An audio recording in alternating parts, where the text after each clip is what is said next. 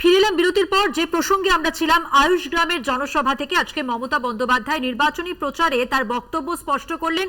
তিনি একদিকে যেমন সরকারি কর্মীদের উদ্দেশ্যে বার্তা দিয়েছেন যে বিজেপি কংগ্রেস সিপিএম কে ভোট নয়, কারণ কাল এরা আবার চাকরি খাবে, তেমনি বিচার ব্যবস্থা নিয়ে প্রশ্ন তুলে মন্তব্য করেছেন। তিনি বলেছেন যে আদালত বিজেপির মহাতীর্থে পরিণত হয়েছে, বিজেপি মামলা করলে যা বলবে তাই, কিন্তু অন্যদের জন্য দরজা বন্ধ। মমতা বন্দ্যোপাধ্যায় আজ আয়ুষ গ্রামের সভা থেকে ঠিক কি বললেন, কোন কোন বিষয়ের উপর জোর দিলেন, আপনাদের সামনে তুলে ধরছি। শুরুতেই চাকরি বাতিল নিয়ে যেমন বিরোধীদের নিশানা করেছেন মমতা বন্দ্যোপাধ্যায়, পাশাপাশি তিনি বিজেপিকে আক্রমণ করে বিচার ব্যবস্থা নিয়ে প্রশ্ন তুলে মন্তব্য করেছেন, আদালত বিজেপির মহাতীর্থে পরিণত হয়েছে, বিজেপি মামলা করলে যা বলবে তাই, কিন্তু অন্যদের জন্য দরজা বন্ধ।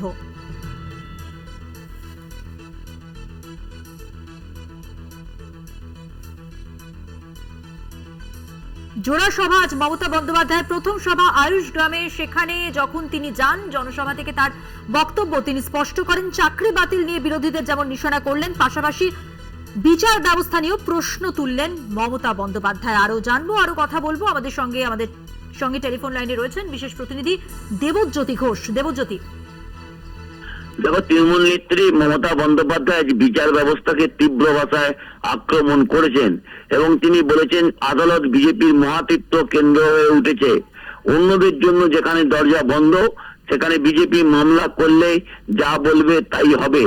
অর্থাৎ তিনি যেমন ভারতীয় জনতা পার্টিকে আক্রমণ করছেন, তেমনি বিচার ব্যবস্থার এক অংশকেও তৃণমূল নেত্রী মমতা বন্দ্যোপাধ্যায় আক্রমণ করেছেন।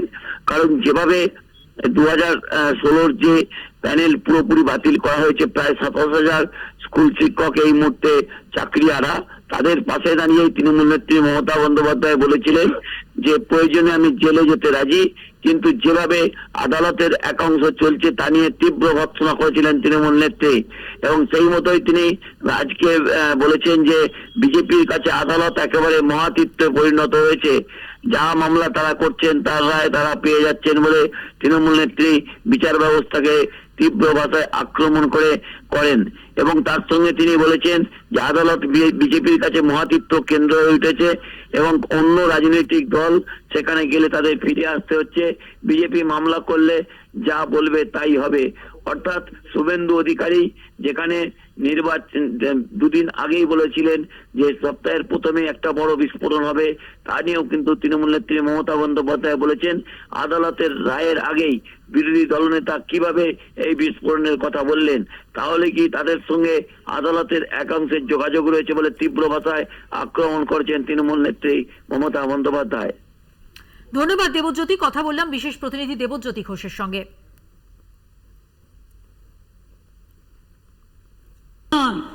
কিন্তু জাজমেন্ট নিয়ে কথা বলবার অধিকার আমার আছে। আমি মানি না যদি কোনো অন্যায় কেউ করে থাকে তুমি স্কুটিনি করতে, তুমি পরামর্শ দিতে যে এটা না এটা করুন, তা না করে এক কথায় 26,000 ছেলে মেয়ের চাকরি খেয়ে নিয়ে এটা কি মজা? এটা কি মজার মুল্লুক? টিচারের চাকরি কি তার মানে হবে না? আমার হাতে এখনো 10 লক্ষ এক্সট্রা চাকরি আছে শুধু সরকারি দপ্তরের, মনে রাখবেন। এই কোর্ট গেলেই আটকে দিচ্ছে। বিজেপির একটা মহাতীর্থ কেন্দ্র এবং সেখানে বিজেপি পিল করলে একেবারে যা বলবে তাই। আর অন্য কেউ যদি বিচার চায় তাদের জন্য দরজা বন্ধ, কোনো বিচার পাবেন না। আমি